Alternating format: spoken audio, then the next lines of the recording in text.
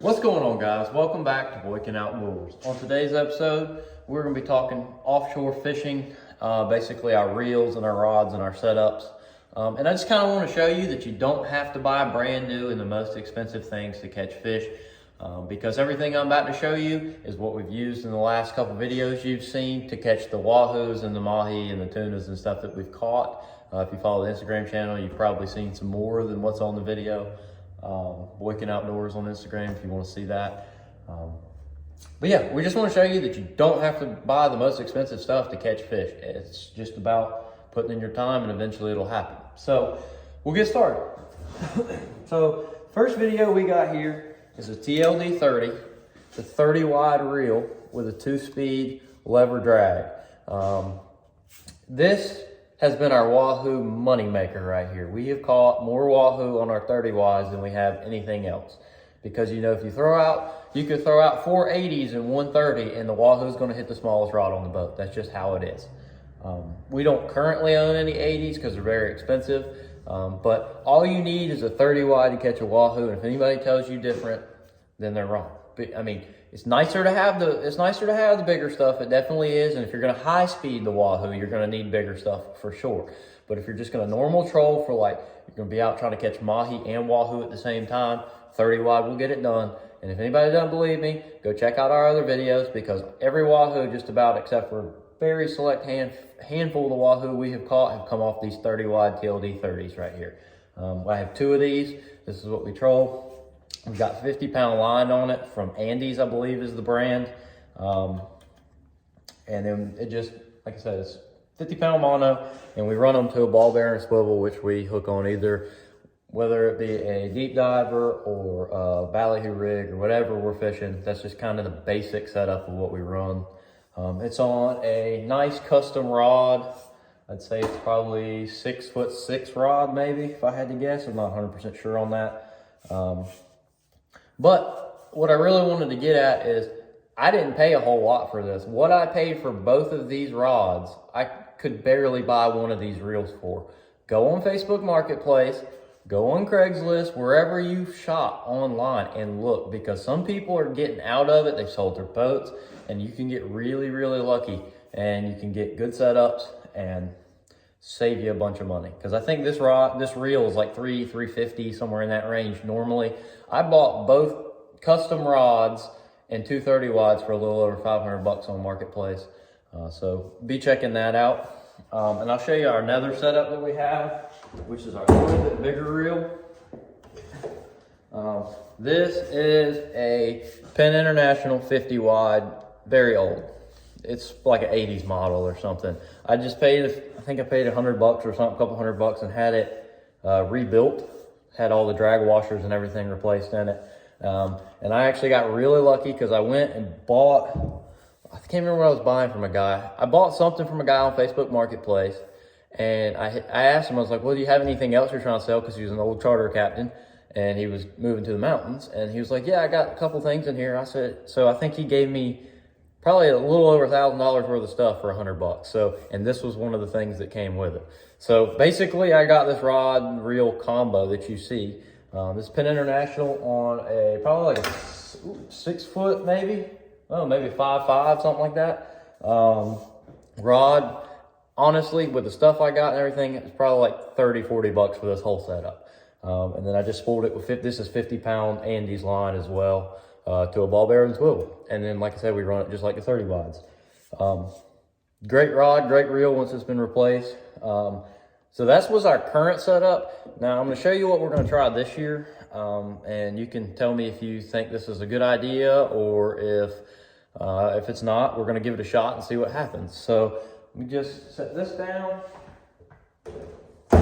So all of our rods are backed with Power Pro braid. So we'll put, this is 150 yards. Sometimes we put 300, 150 yards. We just back all of our rods with braid. So that's where you wind on your braid, you spool up your braid, then you tie like an FG knot or something to attach to the mono, and then you run your mono on top. So this year on our 50 wide, we're gonna be running 65-pound Power Pro braid in the moss green underneath. It's 150 yards worth. And then we're gonna put Mamoy's high catch, this is like the diamond products or whatever. And we're gonna be running 50-pound mono, 600 yards worth on top of the 50 wide, which was the Penn International. And then on our 30 wides this year, we are gonna be running 50-pound braid in red, just because that's all I could get. That's all the only colors they had. We'll spool that on, and then we're gonna run, I got 1,100 yards of 30-pound Mamoy's high catch diamond mono right here. Same thing as Mamoy, both brands are the same. And that 1,100 yards will spool both of the 30 wides for what we want to do with them. Plenty of line. May not fill them all the way up. Maybe it will, I'm not sure. But it should get us close. So that's kind of the line setup that we're going to be running this year, backed with braid. And we'll see how that goes. So if you've ever used that setup, maybe comment below, let us know what you think. But yeah, that's pretty much it for our rods and reels. I will show you real quick kind of our smaller setups that we run for like MAHI, and we hope that the WAHOO don't hit. So let me grab those.